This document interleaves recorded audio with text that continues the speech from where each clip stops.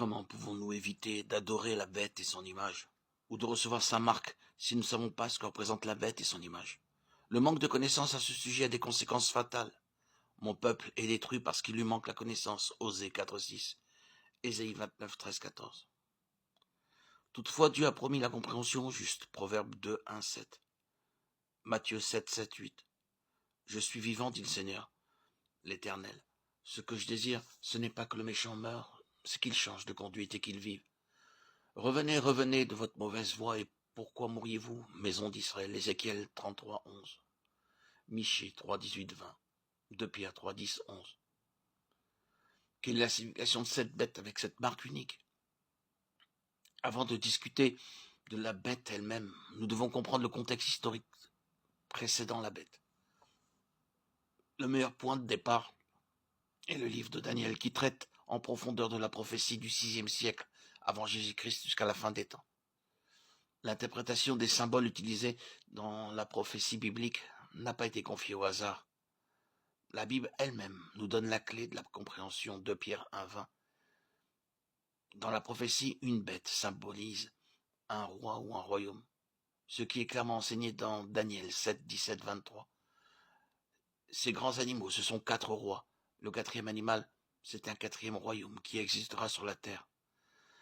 Dans Daniel 7, 3, il est écrit « Et 4 grands animaux sortirent de la mer. » La mer ou l'eau représente des peuples, des foules, des nations et des langues. Apocalypse 17, 15, Ésaïe 8, 7.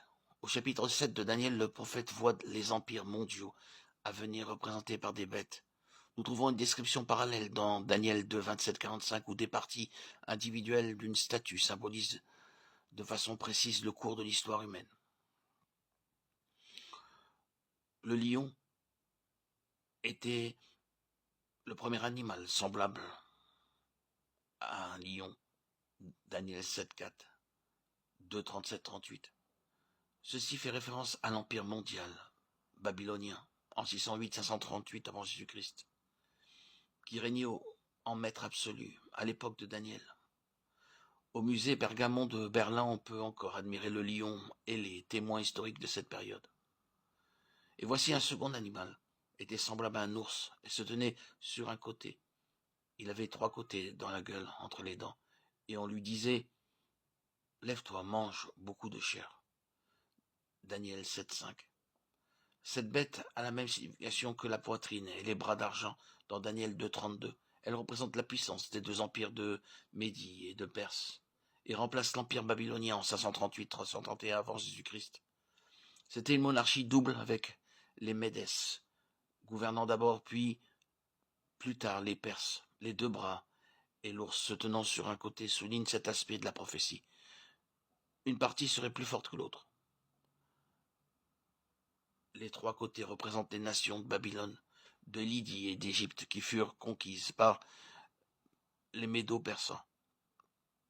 Après cela, je regardai, et voici, un autre était semblable à un léopard, et avait sur le dos 4 ailes, comme un oiseau. Cet animal avait 4 têtes, et la domination lui fut donnée. Dans Daniel 7.6, cette bête trouve aussi son équivalent. Dans Daniel 2.32-39, c'était l'Empire grec en 331-168 avant Jésus-Christ. Alexandre le Grand, qui vainquit les Perses quand il mourut, son royaume fut divisé en 4 parties. Royaume des Diadoques, symbolisé par les 4 têtes, Macédoine, Thrace, Syrie et Égypte. Et après cela, je regardais pendant mes visions nocturnes, et voici, il y avait une 4e animal, terrible, épouvantable et extraordinairement fort. Il avait de grandes dents de fer, il mangeait brisé, et il foulait aux pieds ce qui restait. Il était différent de tous les animaux précédents, et il avait 10 cornes. Daniel 7, 7. Nous trouvons aussi cette bête dans Daniel 2, 33, 40, 41. Le 4e empire qui succéda à l'empire grec était l'empire romain, en 68 avant Jésus-Christ, en moins 476 après Jésus-Christ. Elle était tellement différente des autres bêtes que Daniel vit en vision qu'il était incapable de la décrire. Les 10 cornes de Daniel 7, 24 représentent les 10 royaumes qui s'élèveront de ce royaume.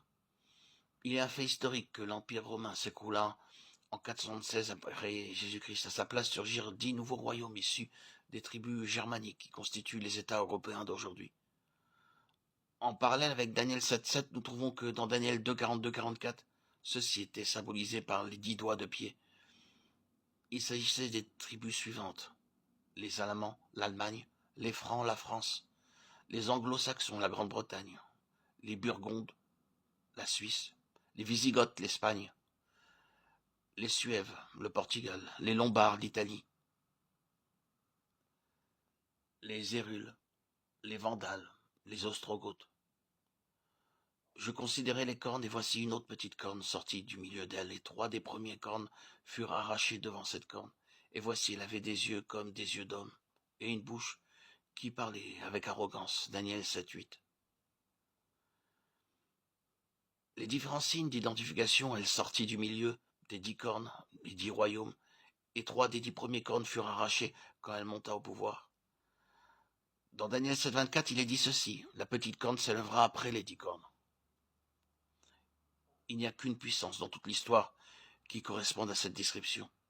À Rome, au centre même de l'Empire fracturé, s'éleva après l'an 476 après Jésus-Christ de notre ère la papauté, le gouvernement de l'Église catholique, dirigé par un homme. Quand elle monta au pouvoir, 3 des tribus gothiques, les Hérules, les Vandales et les Ostrogoths, furent arrachés. Par le décret de l'empereur de Rome oriental Justinien, en 533 après Jésus-Christ, l'évêque de Rome fut nommé chef de toutes les églises chrétiennes. Quand la dernière des 3 tribus ariennes, les Ostrogoths, résista au décret en 538 après Jésus-Christ, elle fut détruite et chassée de Rome par le général Bélisaire. C'est aussi l'époque où la Rome papale établit pleinement son pouvoir politique pour une période prophétisée. Dans Daniel 7.25, il est dit qu'il opprimera les saints du Très-Haut, ce qui fait référence à la grande persécution des chrétiens. Aucun lecteur de l'histoire ne niera que cette déclaration trouve aussi son accomplissement dans la papauté. Les terribles persécutions du sombre Moyen-Âge, le bûcher, les croisades, sont bien connues et ont en effet noirci les pages de l'histoire chrétienne. Plus loin, il est dit: il espérera changer les temps et la loi. Le système papal change précisément la loi de Dieu, les 10 commandements. Il a enlevé du catéchisme le second commandement qui interdit le culte des images. Il a aussi changé le 4e commandement, l'observation du sabbat, l'unique commandement où il est question de temps, en déplaçant le jour de repos de Dieu du 7e jour au 1er jour de la semaine, voir 2 Timothée 2, 3, 4, Psaume 94, 20. Il a changé le temps de culte. Un faux jour d'adoration a été instauré. Au lieu du sabbat du 7e jour, Exode 28, 11, Ézéchiel 20, 12, Esdras 56, 2, 3, Hébreux 4, 1, 11, Jacques 2, 10. Le 7e jour qui était le jour originel immuable qui a été observé par Christ et les apôtres, Luc 4, 16, Matthieu 24, 20, Hébreux 4, 10, 11. Le 1er jour de la semaine, le jour du soleil païen, a été instauré jour que Dieu n'a jamais commandé de sanctifier. Il a averti son peuple de ne pas accepter ce jour d'adoration. Apocalypse 14, 9, 11, 16, 2, 19, 20, Ézéchiel 8, 16, 18. Et il lui fut donné une bouche qui proférait des paroles arrogantes et des blasphèmes. Elle ouvrit sa bouche pour proférer des blasphèmes contre Dieu, pour blasphémer son nom, son tabernacle et ceux qui habitent dans le ciel. Apocalypse 13, 5, 6, Daniel 7, 8, 25. Comment la Bible définit-elle le blasphème? Au cours d'un complot contre lui, Jésus fut accusé de blasphème. Parce que toi qui es un homme, tu te fais Dieu. Jean 10, 33. Nous trouvons un autre type de blasphème dans Luc 5, 21. Qui est celui-ci qui profère des blasphèmes? Qui peut pardonner les péchés si ce n'est Dieu seul? Les 2 formes de blasphème mentionnées s'appliquent à la papauté. Sur cette terre, nous occupons la place du Dieu Tout-Puissant. Souvent, le pape est appelé Saint-Père, bien que Jésus ait interdit de s'adresser de la sorte à un homme. Matthieu 23, 9. Parce que cette appellation est réservée exclusivement au Père céleste. Jean 17, 11.